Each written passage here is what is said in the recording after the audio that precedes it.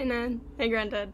Much prefer you be able to come over and actually have a look for yourself and like eat some peas and some strawberries and stuff. But this is the second best option given lockdown and whatnot. So I'm going to run through and give you a full tour of the garden and what's in it, and some ideas that we've got and potentially what we're going to put in there and stuff. Okay? Down the end here we're in the shaded bed. I've just put in, this is ginger, but it's native Australian ginger. So it actually doesn't need full sun, and it comes from like usually in a rainforest under the canopy, so really moist and whatnot. Look at that. This sugar snap pea is still kicking on strong, still producing even though it looks half dead. So we're just gonna wait until it is completely done, season kills it off, and that'll go. And here you can see the seedlings. We're gonna have snow peas coming all up there. Look at those.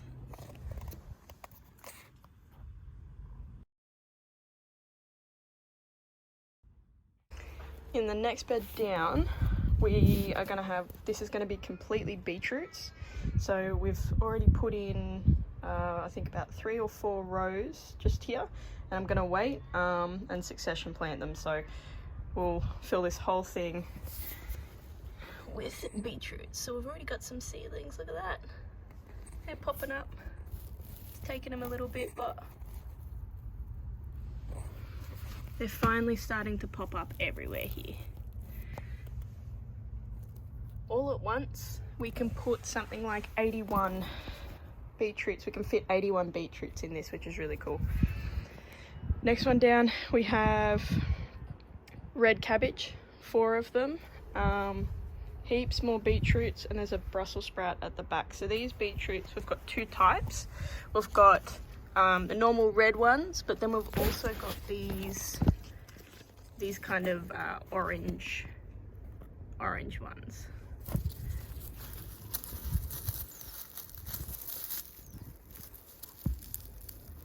Yeah, so they seem to be coming along not too bad.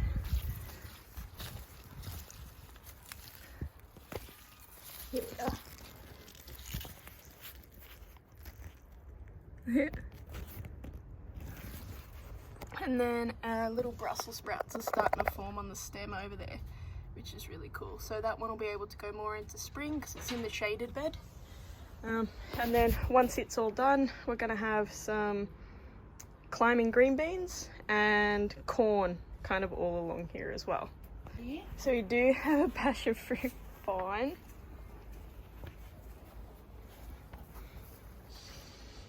Mountie.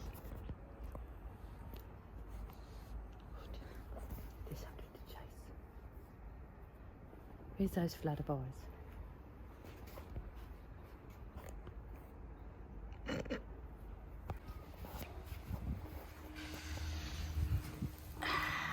This is a new type of pest we really don't know how to deal with.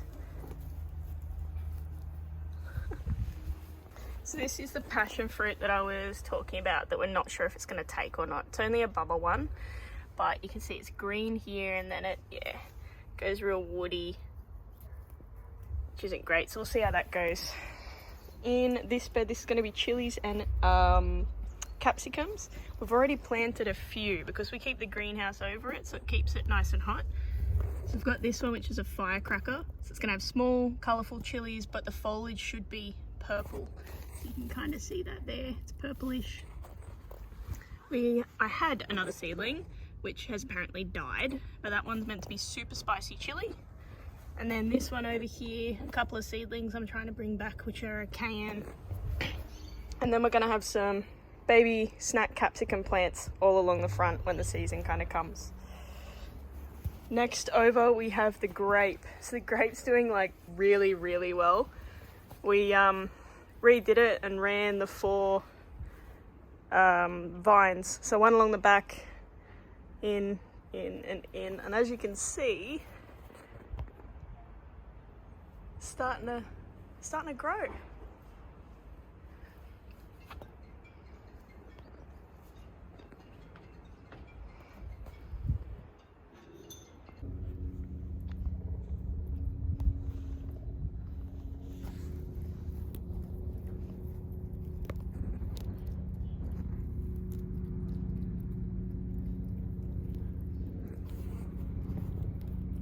We don't need to borrow your lawnmower anymore, Grandad. Alright, so the next bed, so you got capsicums there. Next one we have from winter the sugar snap and the snow peas, which I really need to harvest. Like, look at that. That is ridiculous. So these I really need to get to harvesting. So when the season kills them off, or it becomes time for planting cucumbers, they'll go. So we're going to have cucumbers all on the back. I've got 3 different species, which is really cool. But look at these, they're fantastic.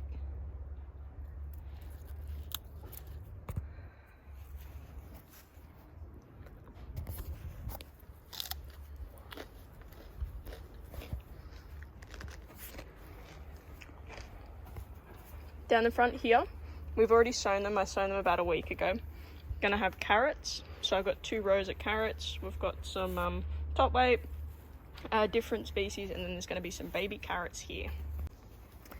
I think it was aphids attack my Brussels sprouts, so I had to spray it to get rid of them, and it's caused a little bit of damage.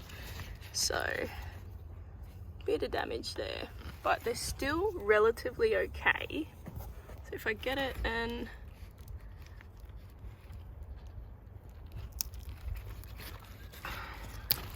just like that.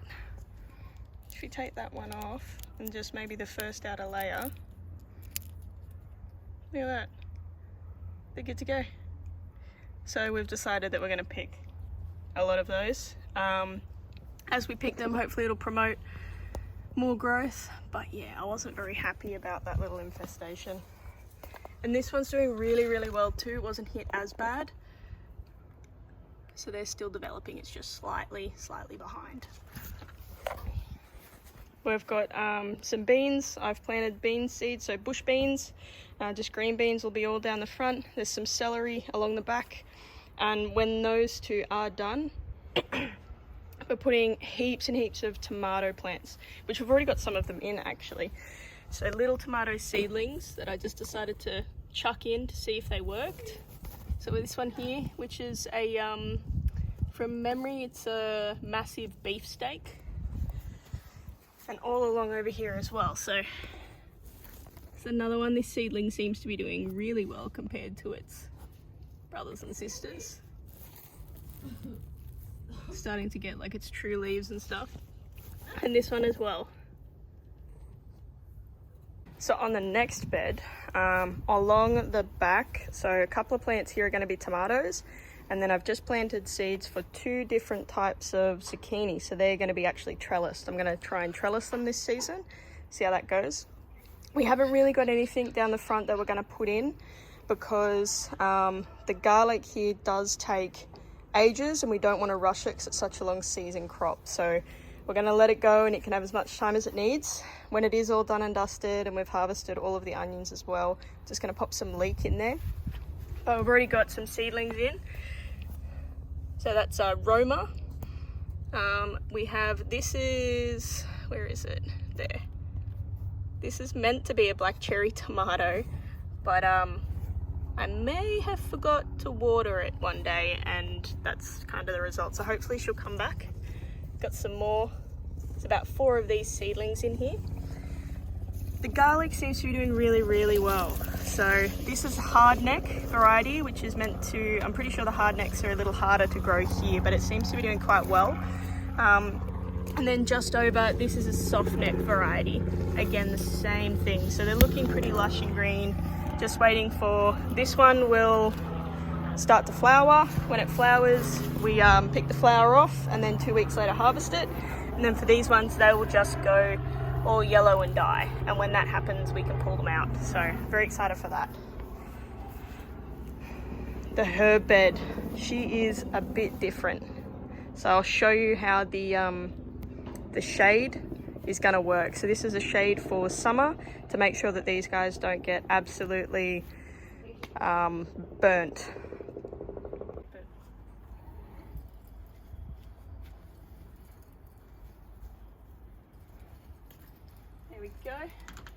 look here. So this can completely come off, and to make sure it's nice and taut and tight, we've got all of our, you can hook them all on.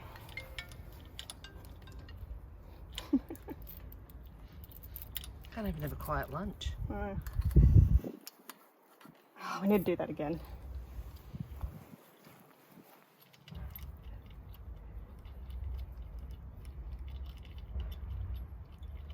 Can't remember which way it goes. I don't think it's that way. It's not that way.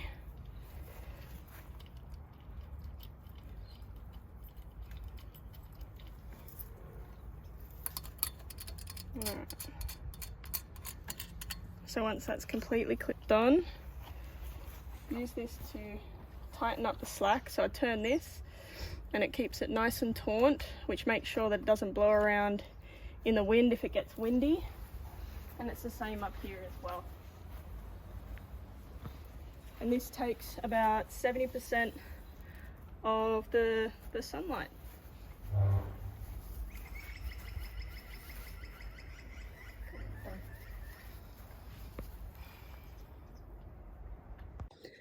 I'm pretty excited for the shade bed because we're actually going to put in some native herbs, which I'm absolutely pumped for. So hopefully they'll be able to take a little more of the brunt of the heat, which is really, really cool. So over here, we're going to pop some. I'm pretty sure we've got some native oregano coming, which is cool. And we've got another one called pepperberry. So the berries give off like a peppery taste, but not too intense, but the leaves as well. So we'll be able to use it like you dried berries and use it as pepper. And then the leaves you kind of use like you do bay leaves, but it gives more of a like a peppery taste.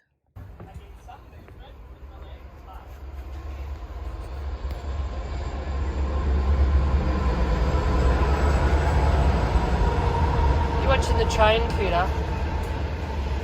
Did you watch the train? You like the big freighty trains going through, don't you? You watch them from up here on your pedestal. Huh? Up here on your big pedestal. Hey, hi Nana. Hi Nana. Good. Nana.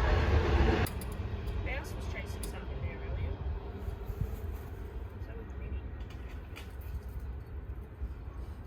So we moved the strawberries. They used to be hanging from the fence over there, and we moved it down here so we can have more trellis room up there, which is cool. We've got the second garlic bed. These are, because they're in the shade a lot longer than those, we'll get 2 different harvests, probably about a month to 6 weeks apart, which is very cool. The strawberries are already producing. They're loving it here. Look at all these. Look. So very, very happy. We're hoping that they keep doing that, obviously. So these are they're 2 years old. So these are the ones that fruited last year as well. Apparently I'm meant to get far more, I should say, fruit and a far better harvest. Look at all that. I'm getting. We've got Poppy and Poppy.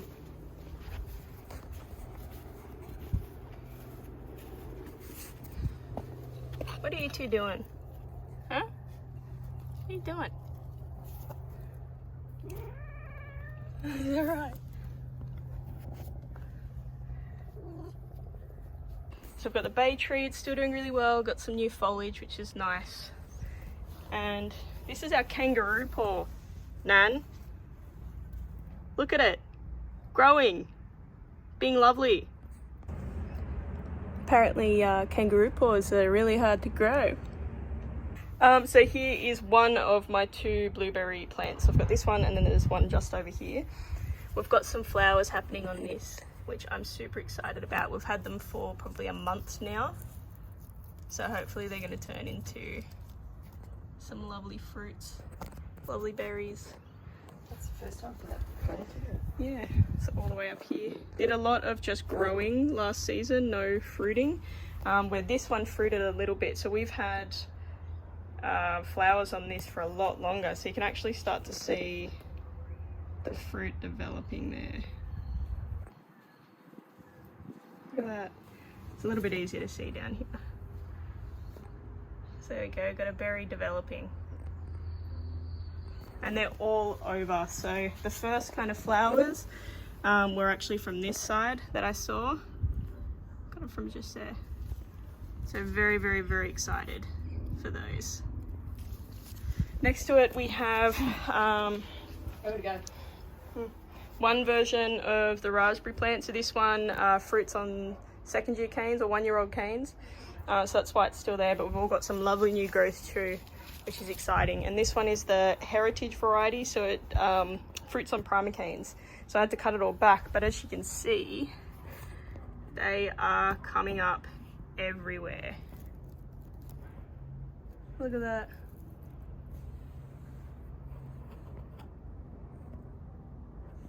As long as they do shoot up nice and tall and really get growing when the season warms up a bit, we'll be able to get a small harvest in spring, and then a massive harvest in autumn, and the other variety should fruit during the summer. So hopefully we'll have it all the way through, which I'm very excited.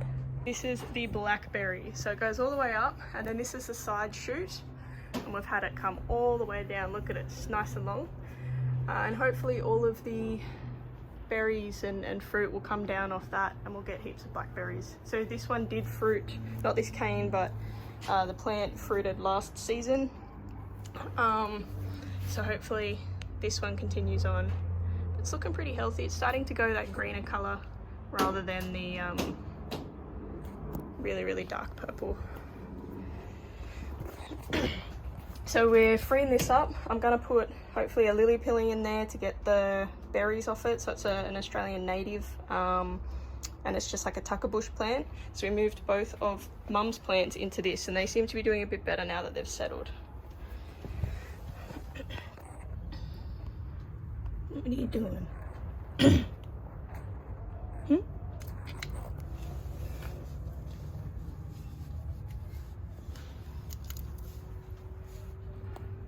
What are we doing?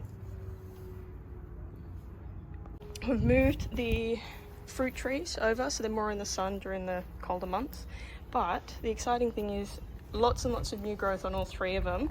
But this one looks like we've actually got the start of a fruit just there. If I can focus, there we go, which I think is pretty incredible. Come over, we've got plenty of flowers on. This is the orange, the dwarf orange, so really, really hoping this one produces fruit this year. Look at it, it's gone crazy. And the lime over here, it again really, really got some, I think 2 or 3 good limes off it. So, oh wow, is that that looks like it's actually been pollinated properly, so it should turn into a fruit. Oh, that's exciting. That's really, really cool. So excited for all of those. And then over here, so we were telling you about the extra potatoes that were sprouting. We've just put them in these small pots while we're waiting for our potato bags to arrive. These ones are our Nicola potatoes. They're the ones that's just are growing like no one's business. I have to cover them up, or otherwise they're gonna turn to a plant. So we've put something like 4 or 5 potatoes in there, just spread out nice and evenly around it. You can see some more. Look, they're popping up. I'm very excited. And this is the other variety. We've got 2. So the other variety is keeping up just as much, which is really, really cool. So you can see them sprouting there as well. So I have to cover them up today at some point with more dirt, but I'll show you that when I'm done. These spud bags have a Velcro front. You just pull on that and you can dig around in there for the potatoes, so you don't really have to pour it all out. So this is it all topped up. I had to fill it because you could see it sprouting before, so this is it just topped up now, and wait for it to sprout again, which is cool. So Mum's flowers are going off, which is nice. This one's really just kicked on. It's flowered through a lot of winter, which is cool. This one's a bottle brush, so hopefully we get a little bottle brush. Lavender, we're very excited. The sea of purple's actually flowering. Didn't flower last year because we kept moving it, but as you can see, it's gotten a bit bigger, just a touch, and it's actually started to flower. So it looked like that for quite a while, last 2 weeks I think, and just the other day we saw these pop. It's gonna look fantastic. The rose has just gone into its bit of dormancy. Really chopped it back after a massive flower, and it is already starting to show buds and lots of new growth, which is really, really cool. And other than needing to weed it, this isn't doing too bad either. The frangipani are really, really sturdy in there. And our hanging pot, that one definitely needs new plants in it. Mum and I decided to add a little garden in the front, so we dug out the rocks and kind of dug out a lot of the clay and the gross mud that's in there and filled it, and we've put some herbs in, so we're really hoping that takes, and then we're actually going to try it in another part of the front garden. I'll show you. Alrighty, so if this one here works, we're actually going to do it all through here and put some really heat tolerant stuff in, so capsicums and chilies and things like that. We had a rosemary plant just here, but it didn't really take. We've got some thyme. You can see just up here is the lemongrass that the cats have absolutely nibbled on. So yeah, I think I might need to dig it out a little bit more, give it a bit more room with good soil. It's probably only got maybe 15 centimeters worth of good soil, but we'll see how it goes. Looks pretty cool. The rest of the plants out here are looking really cool as well. So we're going from the nice, lovely red that we've had through the winter, going back to green. And this one's been flowering as well. So just coming to the end of it now, but there was these beautiful pink kind of flowers like you see here. There you go. That's a full update on the garden and what we're kind of looking to do and what's in and everything now.